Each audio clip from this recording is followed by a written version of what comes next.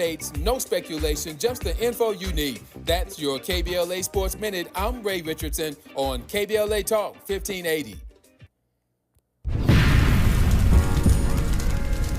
When the flames subside, who ensures that the stories endure? At KBLA Talk 1580, we're committed to preserving the voices that shape our community. We know people have short memories, and as long as this Black Talk radio station is on the air, we will not let Altadena be forgotten. We are honored to announce that the Altadena Historical Society will officially archive our recent town hall alongside every episode of Conversation Live Altadena Rising with James Farr. This is the show of record, the definitive source for tracking Altadena's roots, resilience, recovery, and reunion. These stories will now live on for students, scholars, researchers, and journalists seeking truth and legacy in the months and years to come. Because history isn't just made, it's honored, it's recorded, and it's passed forward. We're KBLA Talk 1580, and we've got your black.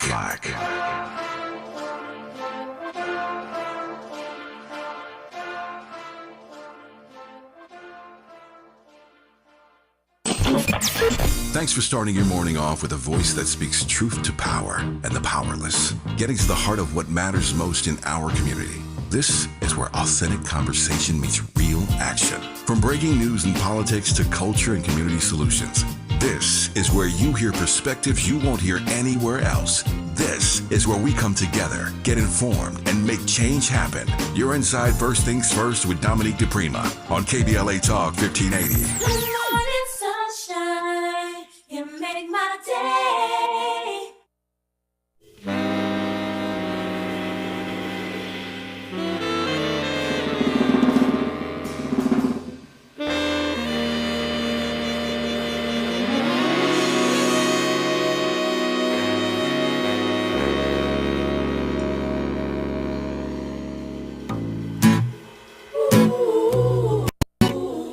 I, Brooklyn, Jersey boy.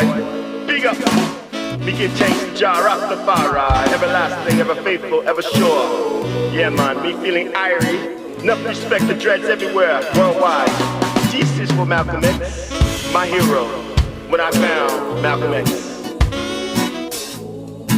When I found Malcolm. Follow me now. I shed tears the way a dam bursts wide open when exposed by an awful hurricane. That moment at age 18, after the first time I hungrily ate the words of the autobiography of Malcolm X. Because I did not know a black man like him could even exist. I cried hard, because they had thrown an arrow bullet after bullet into Malcolm.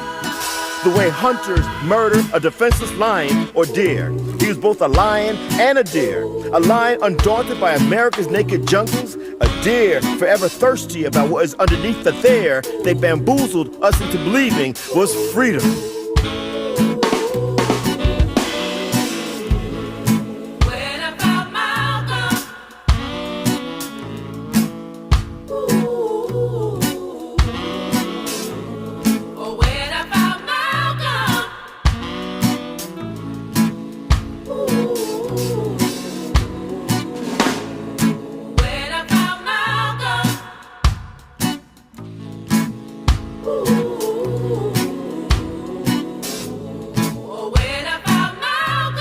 I howled like an unwanted ghetto baby, dumped into the trash bag of history, because in his book, I was able to hold and hug my own face for the very first time. A black boy ruthlessly damaged by abuse, hate, self-hate, mental illness, racism, and that violence we call poverty. I wailed as we had wailed at those bluer than blue church revivals, as the preacher man, like Malcolm's daddy, the preacher man, made us believe there was a heaven for the holes of black folks. When I found Malcolm X, I said when I found Malcolm X, Malcolm saved my life. Malcolm X, the father, I wish I had Malcolm. I went to school like Malcolm, was the Negro mascot like Malcolm, made unsafe love to the streets like Malcolm, was the prison waiting for myself like Malcolm. I was there when he was reborn, once more and once more. I set that book down and rolled and smoked his speeches the way I've been smoking this joint called life since my father told my mother he ain't my son when I was 8 years old. I puked fresh buckets of Irish soap and muddy waters because in this dead black man I had found God, the Holy Ghost, and the Father I knew would never forsake me. Malcolm gave me what I was missing. He instructed me to posterize myself to be nothing but a man with a stainless steel backbone and legs locked into place like Jesus's on that march to that cross. KBLA Talk 1580. The words of Kevin Powell. When I found Malcolm. He says his life was changed forever the first time he read the autobiography of Malcolm X as a college student. Never had heard of him before then. Didn't know black history. And of course now he is a prolific writer, Grammy-nominated poet, sought-after public speaker himself. He's lectured in all 50 states and on 5 continents. Kevin Powell, good morning. Good morning. Thank you so much, Dominique, for having me. I appreciate you. Yeah, happy El Hajj Malik El Shabazz birthday. Absolutely. Number 100, which is incredible. 100 years later. Wow. Yeah. Talk to me about that song / poem, that collaboration and the inspiration of it. You know, I was asked by Complex Magazine a couple of years ago. They were doing a special package around Black History Month to who I wanted to write about. And I said, well, Malcolm. And I asked if I could put it in poetry form. And when we decided to record it, I love what you said about researching. We found that there were barely any songs out there about Malcolm X. There's a few reggae songs, obviously, because the reggae community, especially when it was very political during the era of Bob Marley, you'd have mentions of Malcolm X. Billy Paul famously had a song that samples one of Malcolm X's speeches. Billy Paul of Me and Mrs. Jones saying, people don't realize he also had a song that sampled Malcolm X. And obviously, when hip-hop came along and blew up with Public Enemy and KRS, one of other folks, there was many references to Malcolm. But, compared to Dr. King and other folks, just not a lot of references to him. And so we decided to make it into a song. And being a lover of reggae, I said, well, let's go to reggae route with it. And that's what we did. But I just wanted to honor him. And I feel like we should be honoring him every year. We don't need any official sanctioning. Just like we didn't need it for Dr. King, really. We don't need it for Juneteenth. We don't need it for Harriet Tubman or any of our sheroes and heroes. We just need to say these people matter to us. And we need to acknowledge today's also Lorraine Hansberry's birthday, for example. Okay. It's important to say that, these are folks, these are our heroes and heroes, and this is our history that we're never going to allow to be erased. And that's, for me, I just wanted to create something that spoke to what Malcolm meant to me when I first came across it. It was life-changing. It literally changed my life. I mean that. And a lot of us have said that, but I really mean that. Take me back to teenage Kevin reading that book. Man, I was mystified. I mean, it's things that I remember to this day when he said that they were so poor they would eat the whole out of a donut. I was struck by the fact that, his mother was from the West Indies, Grenada. I was going to college with folks who were both African-American and West Indian and very active in I literally walked on campus into the anti-apartheid movement happening in South Africa and around the world, including the States. And so I'm digesting all this stuff as I'm reading the autobiography of Malcolm X, how his family was broken apart when his father was killed by white supremacists, and his body literally laid across the railroad track. I mean, it was just so many things, the mental illness that his mother dealt with because of, I believe, she was a powerful human being, a leader in her own right. Both her and her husband were Garveyites. I had never heard of Marcus Garvey. Think about all the things that was just being revealed. You went all the way down the rabbit hole, yes. I did. I was like, well, who's Marcus Garvey? And what was happening in the 1920s? It's like, vaguely.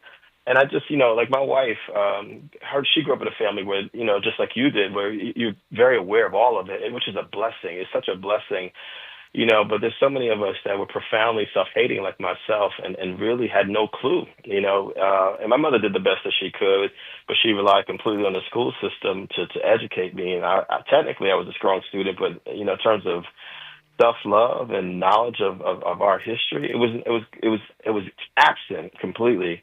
And so I read the autobiography of Malcolm X. And then when I got to the end of the book and I realized he had been killed, I literally, Dominique, started crying like a baby. It's like I found in this dead black man, I fell in love with Malcolm because of that book. And I felt like I had found the father figure I had been looking for the first 18 years of my life, and some semblance of what a man could be, because I had no idea, really. You know what I mean? And what I took from it is that I have to read for the rest of my life. I have to be a student for the rest of my life.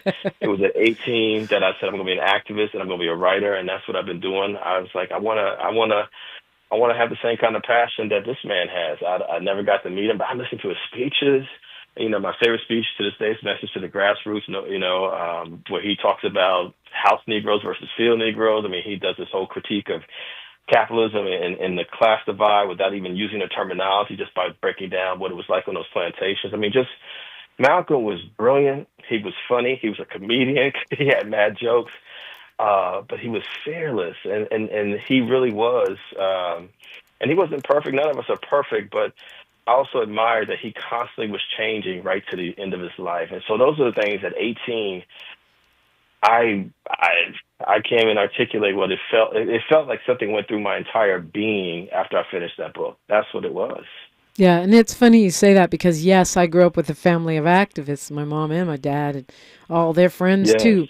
But still, there are some things that are inside of you as a kid that you got to work out regardless. And for me, Malcolm X, reading that book, the autobiography of Malcolm X, spoke to things that neither of my parents had addressed.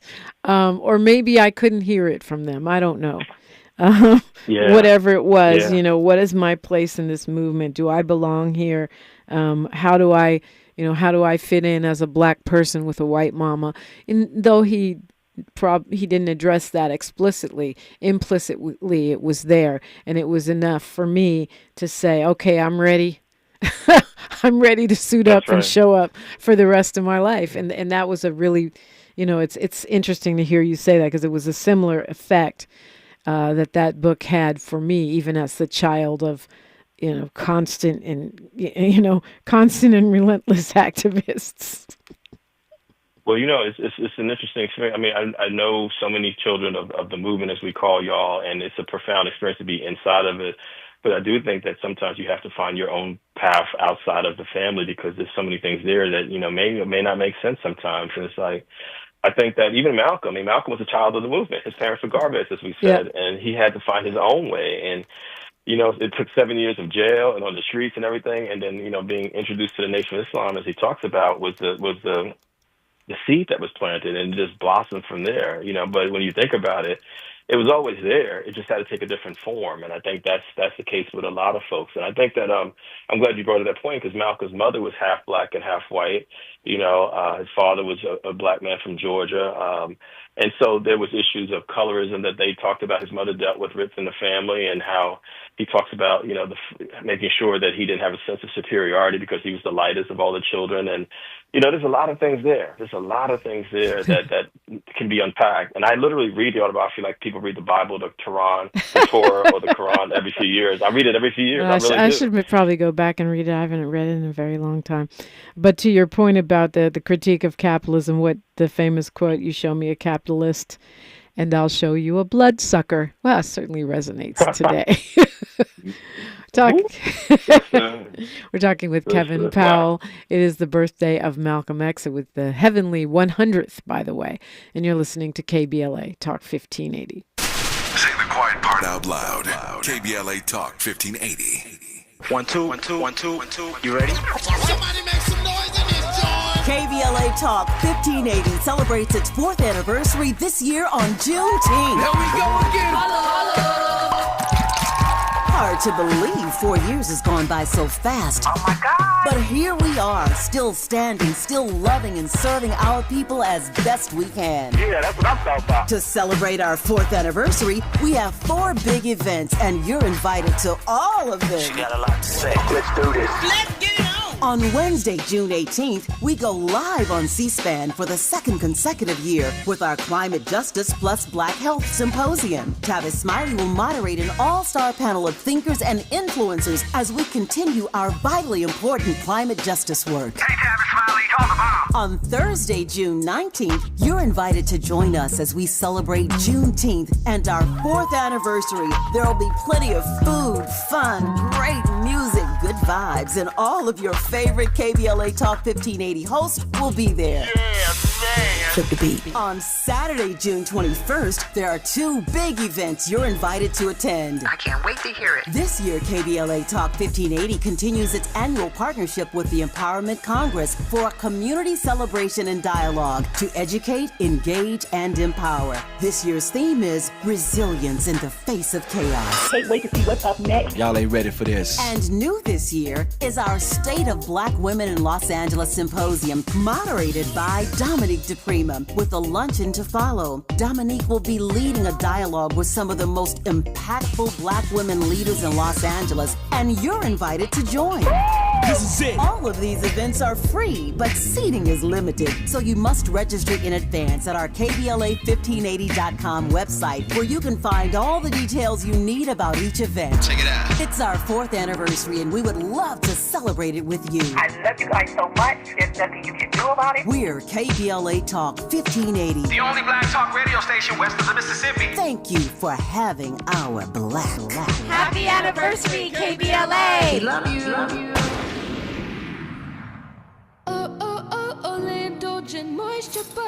It's me, Olay Indulgent Moisture Body Wash. I see those dry elbows, baby. But don't worry, get moisturized right in the shower. So hydrated you can skip the lotion after. Don't wanna see it dry no more. Skin so moisturized with body wash.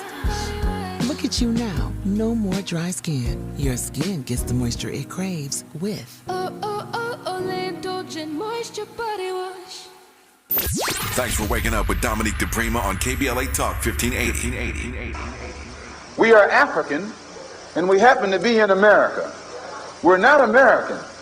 We are people who formerly were Africans who were kidnapped and brought to America.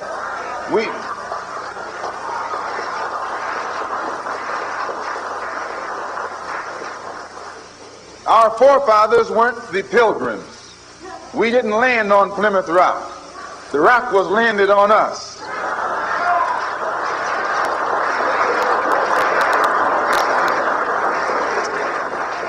We were brought here against our will. We were not brought here to be made citizens. We were not brought here to enjoy the constitutional gifts that they speak so beautifully about today. And because we weren't brought here to be made citizens today, now that we've become awakened to some degree and we begin to ask for those things which they say are supposedly for Americans, they look upon us with hostility and unfriendliness. KBLA Talk 1580, Kevin Powell, the author, poet, and activist, is my guest. And when you hear that speech from Malcolm X, what do you hear? I hear the truth. I hear plain truth. I mean, we were kidnapped. We were stolen. We were brought here against our will. We literally built the economic infrastructure of this entire country. You cannot talk about America from the beginning when it was stolen from indigenous people to the present without talking about the incredible contributions of Black people, of African people. That's a fact. And Malcolm gave me the language, the vocabulary, the courage. I wasn't even interested in speaking when I first, I was an introvert. I was an awkward kid. I was terrified of my own voice. I was one of those kids who was told to be quiet, and you thought that your voice didn't matter, and which is why I always encourage young people now, wherever I go, colleges, high schools, grade schools, to speak. I got all of that from Malcolm, and he gave us history lessons every single time he speaks. I say to people, read the autobiography of Malcolm X, but also listen to his speeches, listen to his interviews. All of it is there. It's out there on YouTube and all kinds of spaces on social media. As you said, piece these things together so it can actually help you get a holistic picture of Malcolm. Just don't point to one thing as the source, whether it's a Spike film or documentaries. But I think at the end of the day, here's someone who is constantly fighting for freedom, justice, and equality for his entire adult life once he got out of prison, as someone who was about telling the truth unapologetically. People need to understand the context. This man was born in 1925. He got out of prison in 1952. And for the last 13 years of his life, he spoke unapologetically in a way we weren't used to folks speaking. And probably outside of Marcus Garvey, when he said Africa for Africans, the movement that his parents had been a part of, you very rarely heard Black people speak so forcefully as Malcolm did. And that's why he was killed, I believe. That's why he was such a threat to the FBI. It's all documented, well documented how Hoover was like, we have to do something about Malcolm X, because he was really literally the battery in the back of Black people that we didn't realize we needed. Yeah, and I just want to say before I forget that tonight, 4 p.m. Pacific, 7 p.m. Eastern, they will be streaming from the Audubon Ballroom. There's a live stream by the Shabazz Center there, and you can see it on YouTube. It's going to be quite interesting, and that's of course the place where he was assassinated, but also a place that his widow, the late Dr. Betty Shabazz, really turned the energy of that space around, which is pretty Herculean, I would say. Yes. And I just literally finished recording a quick video for the Shabazz Center celebration that they asked folks like myself and others to just give quick commentary on what Malcolm means to us. And I'm grateful to Ilyas and all of them for doing it. And I just appreciate them. And, the thing we also need to think about, when people like Malcolm or Dr. King and others are taken from us, it affects their families. Betty Shabazz had to raise 6 girls by herself. The traumas. 4 of the girls were there with Betty when Malcolm was assassinated. I want people to just think about that for a second. These were little children who watched their father get assassinated. You know what I mean? And so it's not just hurtful to those of us who may not have known Malcolm, but imagine what these these women have had to carry around their entire lives. It's profound what happens when our leadership is attacked in this kind of way, and the continue. Yeah, and Tavis Smiley will be talking next hour with Ambassador Shabazz, his eldest daughter, the only one that was old enough to remember that murder, and she's my pretend auntie. And one of the things she said to me... I love Ambassador Shabazz. She's amazing. One of the things that profoundly impacted me that she said to me in a conversation we had on the air some years ago was that when her father was murdered, nobody really checked on the family. We all assumed that someone else was doing, other than Harry Belafonte, of course, who famously sheltered them. But it's to your point. It's like we forget about the human impact, and the regular people have to deal with their father being assassinated, and what does that mean for the children and grandchildren? And we've seen that play out with this family. And it inspired me. Anytime anything happens, the person can be famous or not famous. I'm a call and check now. Since Ambassador Shabazz told me, no one checked on them. No. And something that your brother Ras Baraka says all the time is that there's, what the oppression has done to us, and I believe this is what Malcolm was saying throughout his lifetime as well, his professional life as a leader, is that we, there's a sickness that permeates from what white supremacy, capitalism, and patriarchy has done to us as a people. There's a sickness that happens. It means that we don't check on each other. It means there's a lack of accountability. Even the fact that, those folks who pulled the trigger on Malcolm were able to hide in plain sight, particularly one individual in Newark, New Jersey, for all those years. I mean, think about that for a second. You know what I mean?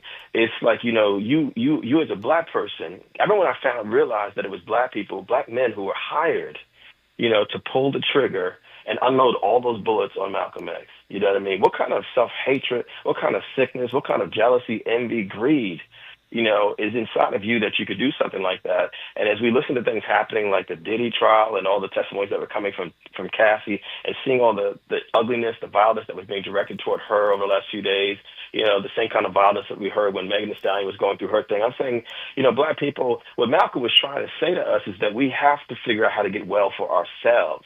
You know what I mean? It's not going to come from anyone else. And it starts with self-education, which is what I got from reading that autobiography and beginning to listen to his speeches and to dive deeply into Black history, which is human history, which is American history. And it began to move me away from profound self-hatred and self-destructive behavior toward what I hope is some form of self-love, that I'm conscious of the fact that how I treat people, be it you, Dominique, or Tavis, or anyone, Kevin, there's repercussions for how you treat people.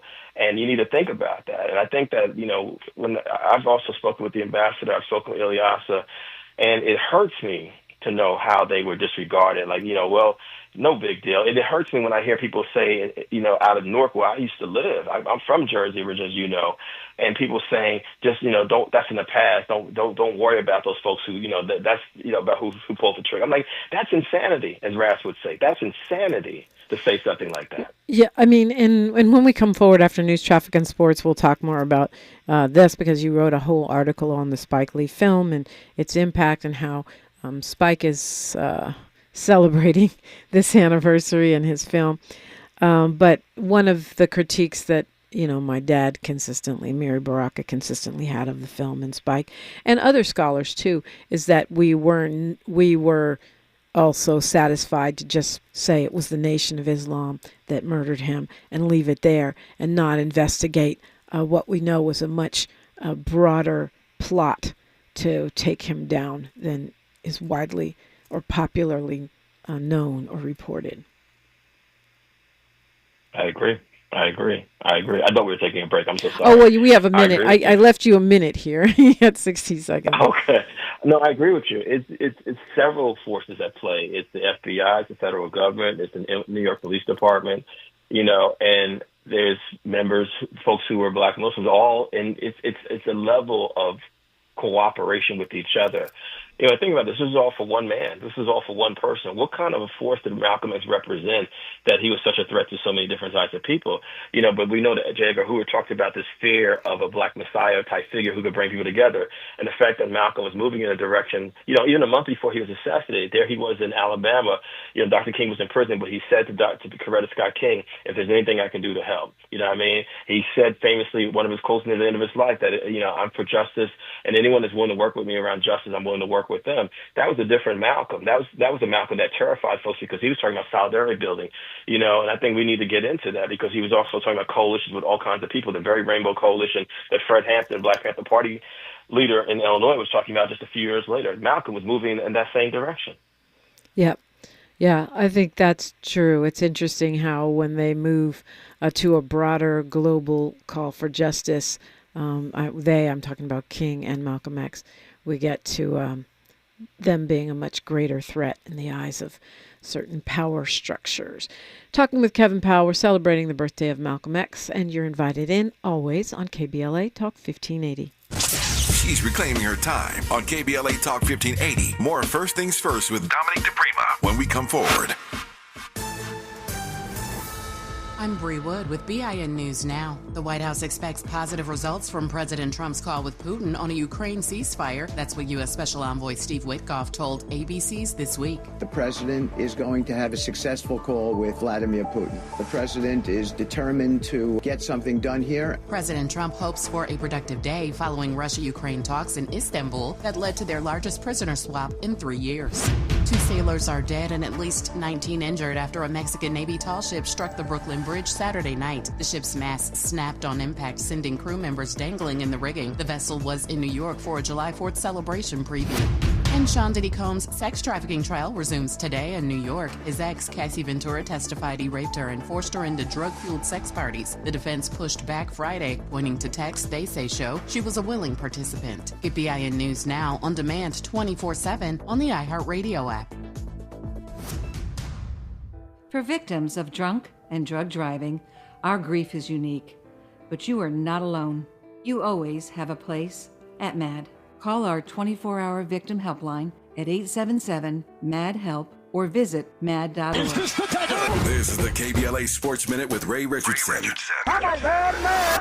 Congratulations to Angels manager Ron Washington. He won the battle between the only black managers in Major League Baseball. The Angels beat Dave Roberts and the Dodgers Sunday 6-4 to complete a 3-game sweep for the Angels at Dodger Stadium. It was the Angels' first sweep over the Dodgers since 2010. The LA Sparks lost their home opener Sunday to the Minnesota Lynx 89-75. Kelsey Plume had 18 points for the Sparks. Plume has 55 points in the Sparks' first 2 games. The Sparks are 1-1. The NBA's Final Four is set. The Minnesota Timberwolves will face Oklahoma City in the Western Conference Finals. OKC is the number 1 seed in the West. Minnesota is 6. Game 1 is Tuesday in OKC. New York and Indiana will meet up in the Eastern Conference Finals. New York, the number 3 seed, has home court advantage. Indiana is number 4. Game 1 is Wednesday in New York. No debates, no speculation, just the info you need. That's your KBLA Sports Minute. I'm Ray Richardson on KBLA Talk 1580.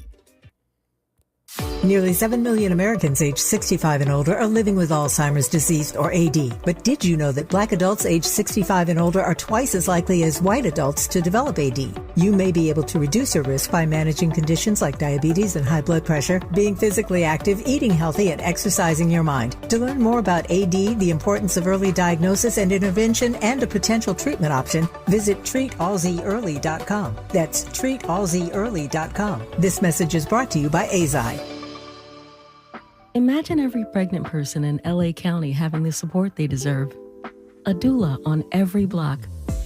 Doulas provide emotional, physical, and informational support during pregnancy, through labor, and beyond.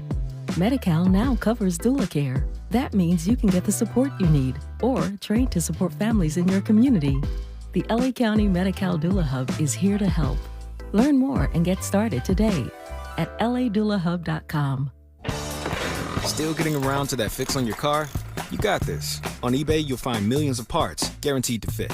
Doesn't matter if it's a major engine repair or your first time swapping your windshield wipers. eBay has that part you need, ready to click perfectly into place for changes big and small. Loud or quiet, find all the parts you need at prices you'll love. Guaranteed to fit every time. But you already know that. eBay. Things, people, love. Eligible items only. Exclusions apply. Why'd I go to the doctor? One day at the firehouse, I was so lightheaded I could barely stand. Even my crew noticed. Getting checked out was the right call.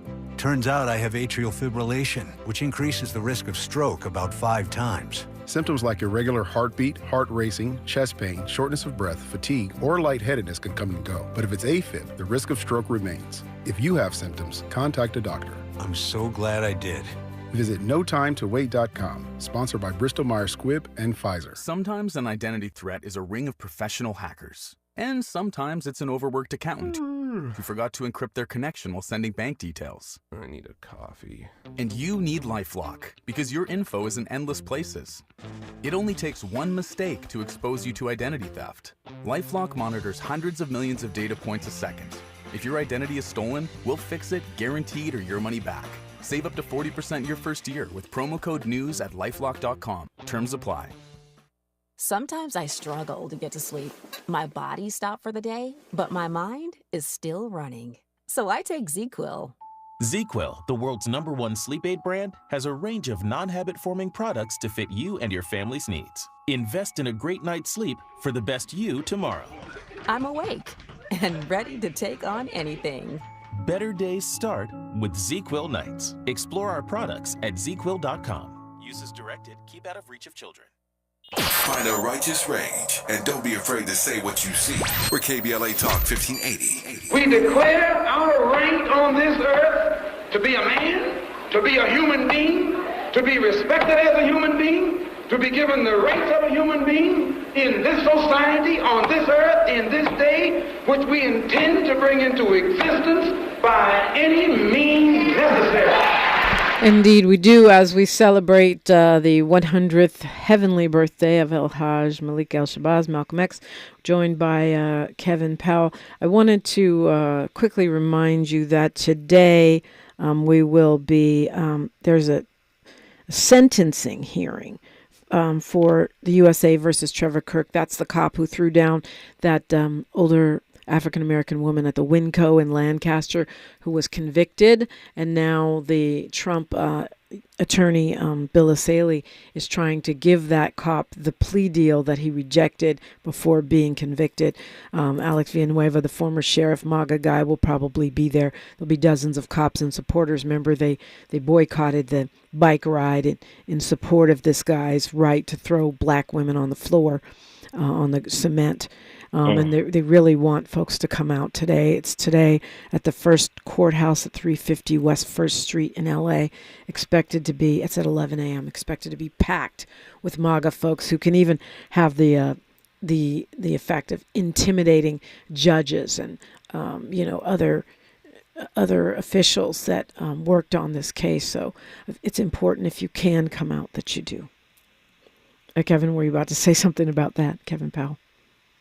No, I was just, this is just profound times we're in, but every time is profound. We can't act like this is something that's foreign to us as Black people. There's always been white supremacy, always been resistance to our humanity, and we've always had to, as Sonia Sanchez has said, resist, and here we are.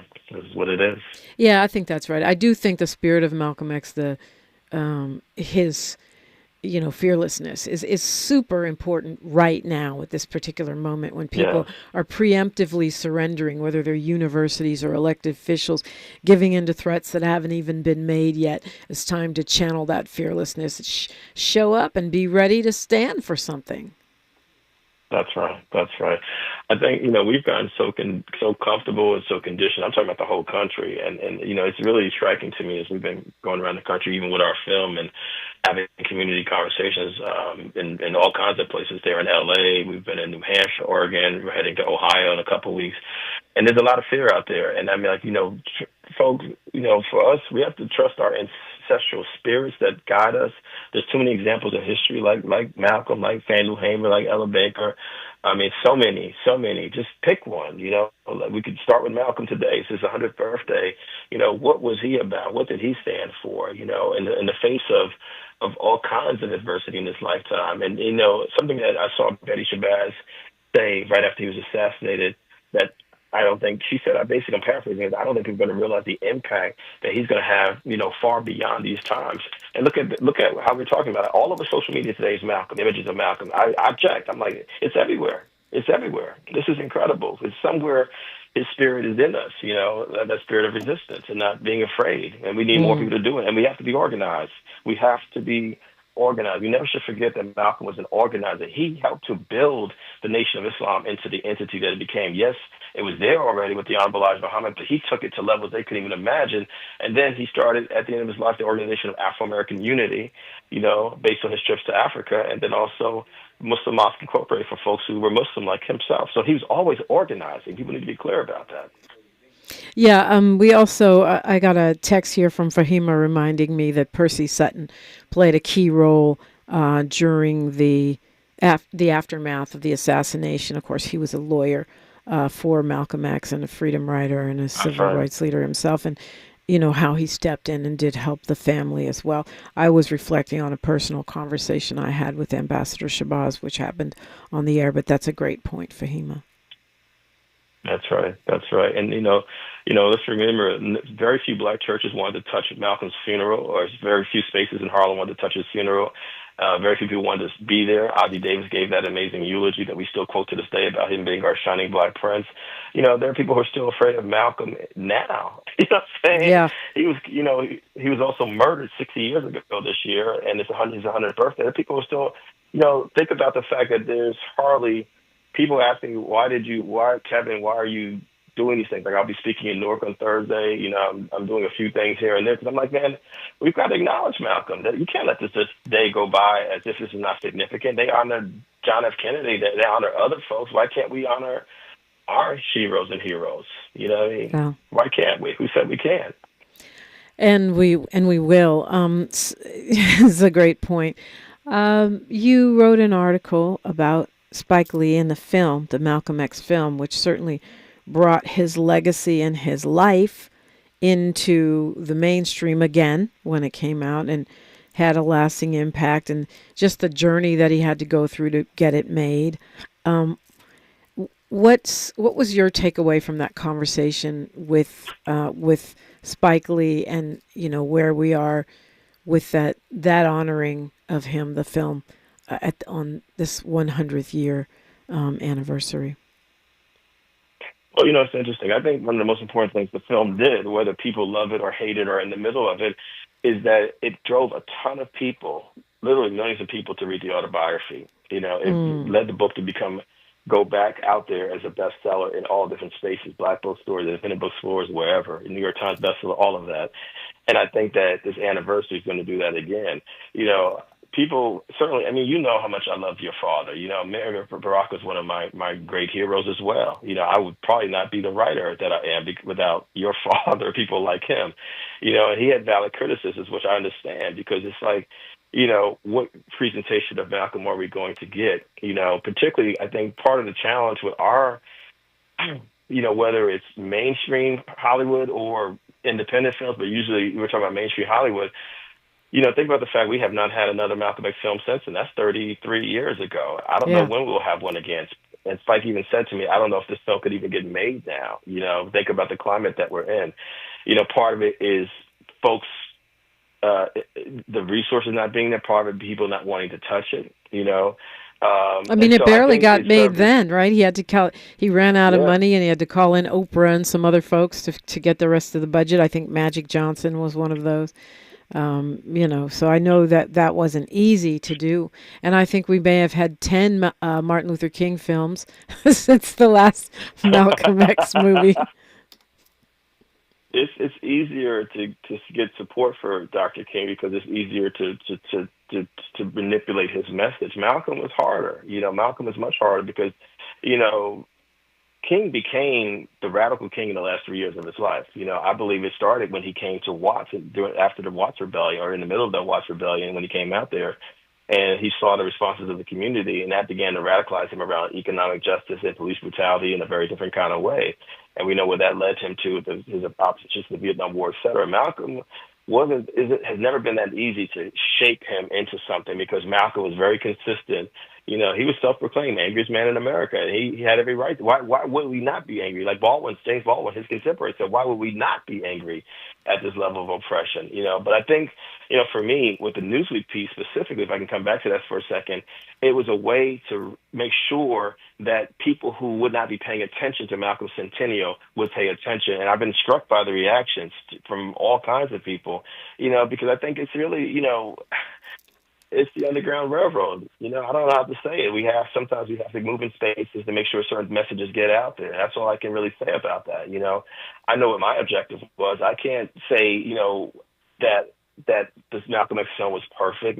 It's the best film that Spike ever made, but I think it was important for its time. I think it's important that it exists.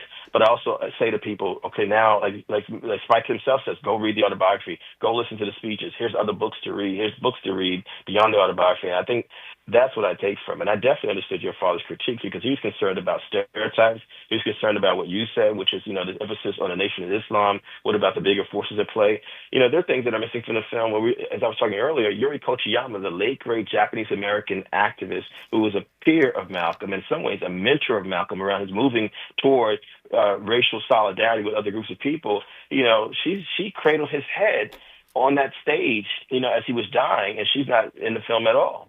You know what I mean? There's no reference to her. And there's things like that I think about that are missing. But, overall, I'm like, you know what?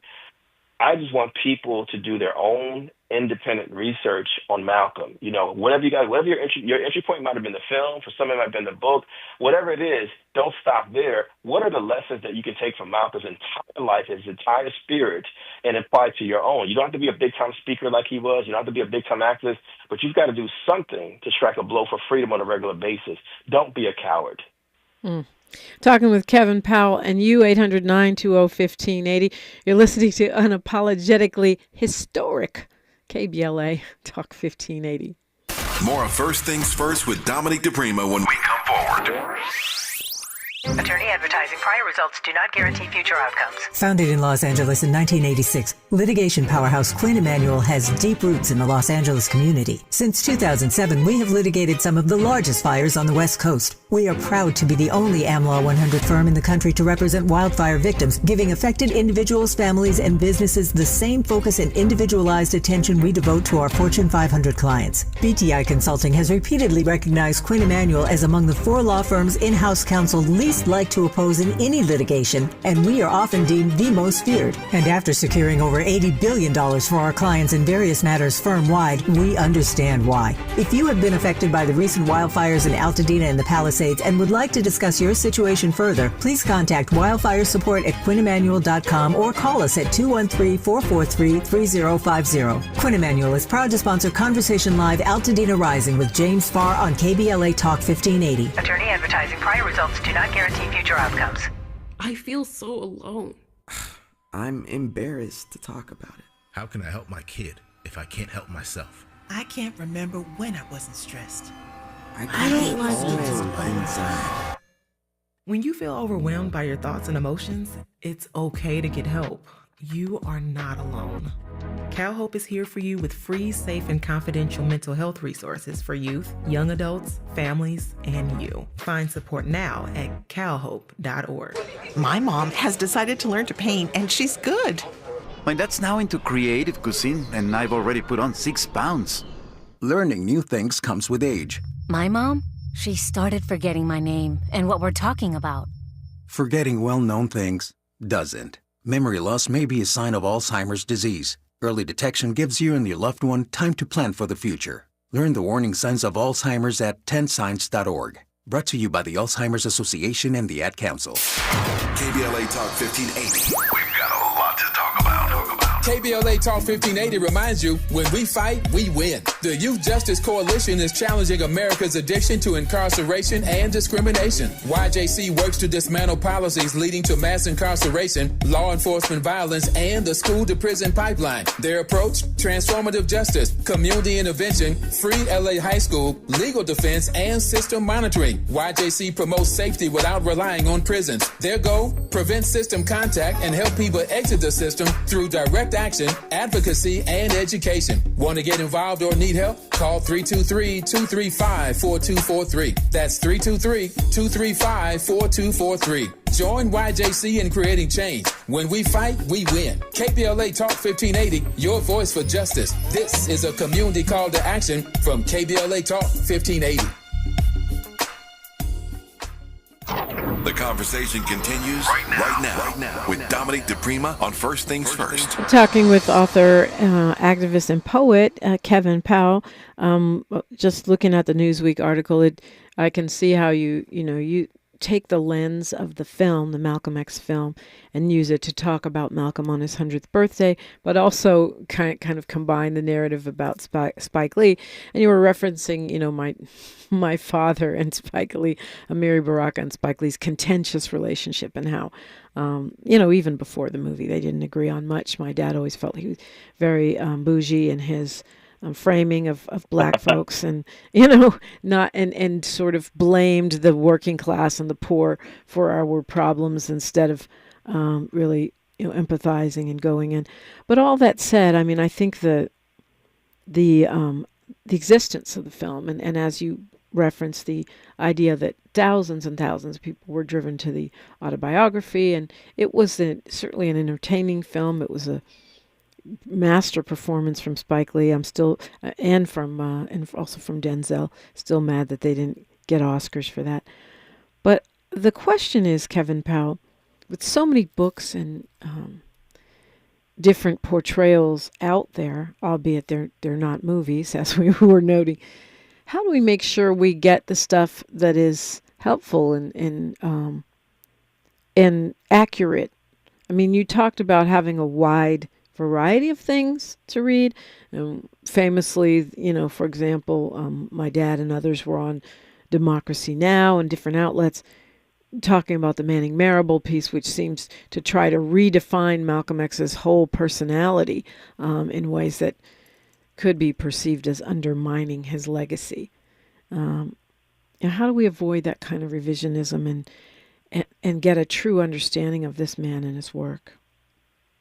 I think we take a lesson from Malcolm, which is we have to be critical thinkers, and you don't become a critical thinker without doing a holistic approach to study, reading, watching, listening to things. And for me, when I think about my journey with Malcolm, and I haven't really talked about this a lot, it was definitely reading the autobiography, reading the speeches, but also in the early 90s when I moved from Jersey to New York, I was a part of a big community of folks who are grassroots organizers like Sam Anderson, my mentor for many years, around Malcolm X. And so there was really a lot of things happening that spoke to Malcolm as a whole human being. And I think that way you begin to develop a critical lens and say, hey, this is not accurate over here. The thing about Manning Marable's book, and I knew Manning. I actually was interviewed for his Malcolm X Columbia University project. But when you read the biography, he kept saying, I believe, and this, writers know, any of us who are writers of books about or articles about people, you can't just say, I believe that this is the case. If you don't have empirical facts, you just can't say certain things, And it's not about,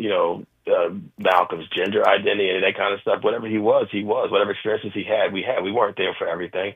But I think that speculation is very dangerous. And you see that on social media a lot, every single day, as you well know. And I think that you have to be willing to do a dive. The information is out there. It's like, who was Malcolm really? Where did he come from? Where did his mother come from? Where did his father come from? How did they meet? How did they become Garvey? Who was Garvey? The stuff I was talking about earlier. I think all of it's critically important to begin to get a fuller picture of Malcolm. And that's what I have tried to do my entire adult life since 18 when reading the autobiography. Yeah, there's a lot of great points. And I, and of course was, Spike clapped back at my dad famously saying, where's his Malcolm X book? Which he did not write. Well, that's the thing I'll say. Like, I've seen Malcolm X in plays on stage. My wife and I just saw a Malcolm X opera last year here in New York. There's pieces out there, but I think that people should take the time to actually try to create the things. I can't, I love Amiri Baraka and I love Spike. Amiri, your father's the reason why I ended up in Newark, New Jersey. Your father's one of the first black writers that I ever read. I don't know if he even told you that. I literally would sit in the library at Rutgers and pour through your father's poetry. I was so blown away, and what Spike represented for me was like, oh, this is a younger black man who's actually doing something on his own terms, and whether people agree with it or not, he's actually hiring black people. He's going to be in front of the camera, behind the scenes, et cetera. And so as I've gotten older as an activist, what I think about is like, what can I take from all these folks? And I go back to Malcolm because Malcolm, we know, was blistering in his assessments of Dr. King. We know this is all out there and the other folks in the civil rights movement. But at some point he said, you know what, we don't have to agree on everything, but let me try to work with you all. And that's what I think about now. We don't have to agree with everything. If we're able to work together in some spaces as black people, that's what I'm looking for, what we call in the activist circles operational unity. And so I try to have conversations with people. Yeah. I'm serious. Everybody's not going to like each other. I'm about to be in Newark the next couple of days, and I'm sure some of the things that I say some folks may not like, but it's okay because I'm just like, well, how do we move the needle forward? That's what I think about now. How do we move the needle forward? I think that was Malcolm what was trying to do is like, how do we move this needle forward?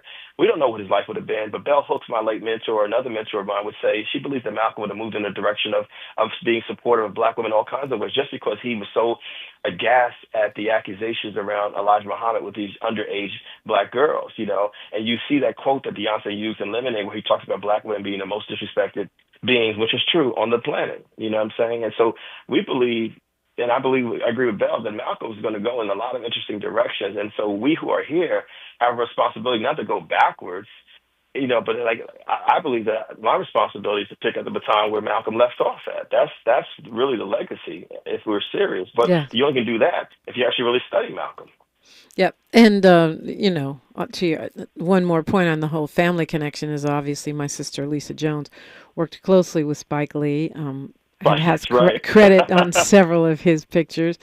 And, she's a writer in her own right. And so brilliant writer. It's always more complicated than what you see. I can't let you get out of here today without mentioning your film and letting folks know how they can find it still. Well, we're working on the screen part of it because this, it's back to what Malcolm was saying about black ownership and black empowerment. We literally have had to do what Spike did with the Malcolm X film. He called on Tracy Chapman, Janet Jackson, Magic Johnson, Michael Jordan, Oprah Winfrey, a whole bunch of Black folks to support that film. That's what we've had to do. And in the meantime, we've been taking it around the country, like I said. And, God willing, sometime this summer, I'll be able to come on your show and say, hey, here it is on streaming platforms now, y'all. Check it out, because it also is in the spirit of Malcolm X. I can't tell you that this film would exist without Malcolm being the first seed that was ever implanted in me, which is you have to rethink your manhood. You have to rethink how you function as a man. It came from Malcolm. Yeah.